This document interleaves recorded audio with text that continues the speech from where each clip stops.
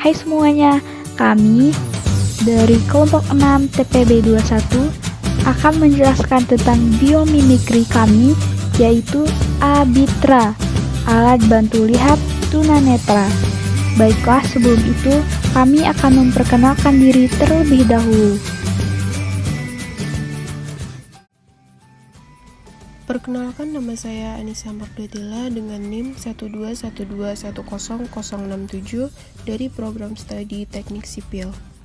Perkenalkan, nama saya Alfonso Arba Manalu, saya dari Prodi Teknik Kelautan dengan NIM 121300023. Perkenalkan, nama saya Dea Audia Safinas, NIM 1212152 dari Prodi Teknik Sipil. Perkenalkan, nama saya Dian Panorama Tambunan dengan NIM 1212335, saya dari Prodi Teknik Geomatika. Perkenalkan, nama saya Muhammad Dewa Fondra, NIM 121460031, asal Prodi dari Teknik Perkeretaapian. Izin memperkenalkan diri, nama saya Monica Seli dengan NIM 121210041 dari Prodi Teknik Sipil. Perkenalkan, nama saya Novel Bagis Murfid, nomor NIM 121210050 dari Program Studi Teknik Sipil.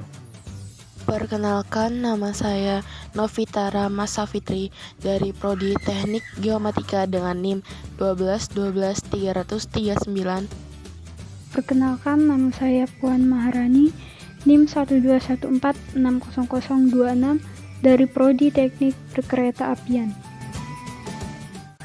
Biomimikri adalah proses menciptakan kebijakan, produk, dan layanan secara berkelanjutan untuk kemajuan makhluk hidup dan ekosistem.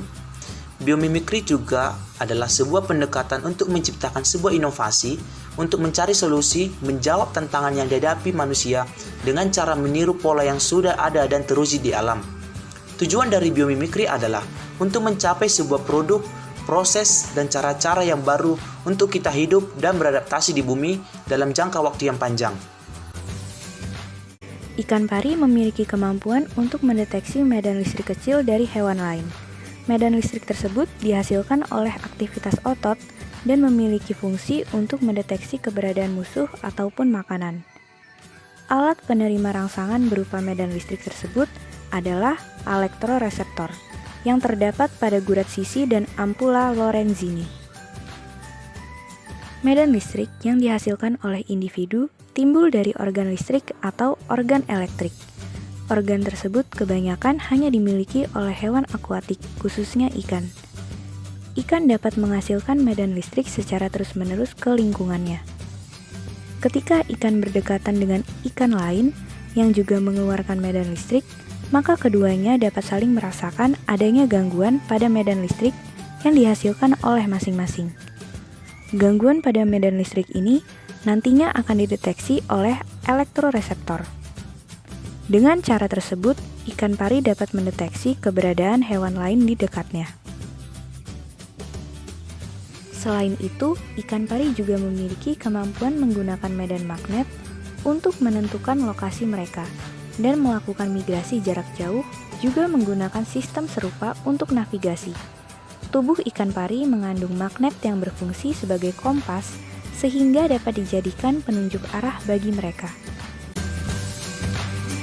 Alat ini merupakan sebuah teknologi topi cerdas yang dirancang untuk membantu keseharian penderita tunanetra dalam melakukan aktivitas. Alat pendeteksi objek sekitar menggunakan sebuah sensor kapasitif proximity. Sensor kapasitif proximity dapat mendeteksi objek logam maupun non-logam, seperti kayu, tembok, dan makhluk hidup. Jangkauan alat ini diperkirakan sekitar 1,6 meter. Saat suatu objek memasuki daerah jangkauan dari alat, maka sensor akan mendeteksi objek tersebut dengan cara mengukur perubahan kapasitansi medan listrik sebuah kapasitor yang disebabkan oleh objek yang mendekat.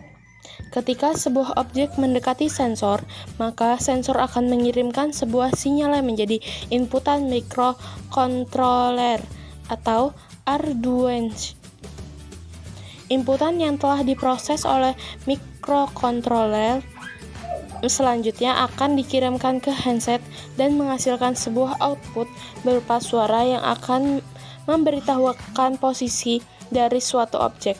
Alat ini menggunakan daya baterai lithium. Rangkaian listrik berupa rangkaian seri sehingga dapat menghemat. Alat ini tidak menggunakan GPS untuk menghindari kerusakan otak akibat radiasi yang dipancarkan oleh GPS. Baterai pada alat ini hanya bertahan dalam waktu beberapa jam saja. Jika alat tidak diperlukan, maka pengguna harus mematikan alat dengan menekan tombol off. Dalam pembuatan alat ini tidak terlepas dari kekurangan dan kelebihannya. Adapun kelebihan dari pembuatan alat ini, yang pertama, membantu penderita tunanetra untuk dapat mengetahui kondisi lingkungan sekitarnya. Yang kedua, alat yang dibuat praktis dan nyaman untuk digunakan dalam kehidupan sehari-hari. Yang ketiga, alat didesain menarik dan mudah dioperasikan bagi penderita tunanetra. Dan yang keempat, selain itu, desain alat yang berbentuk topi dapat menambah fashion. Kekurangan dari alat ini yaitu, yang pertama harganya yang mahal, yang kedua memiliki area jangkau yang terbatas, dan yang ketiga memungkinkan terjadinya error sistem pada pengaturan alat dan menyebabkan voice-over-nya tidak bisa memberitahukan apa yang mendekati di sekitarnya. Terdapat jangka waktu pemakaian karena alat menggunakan sumber baterai. Nah, sekian biomimikri dari kelompok kami. Jangan lupa like dan komen. Kami ucapkan terima kasih.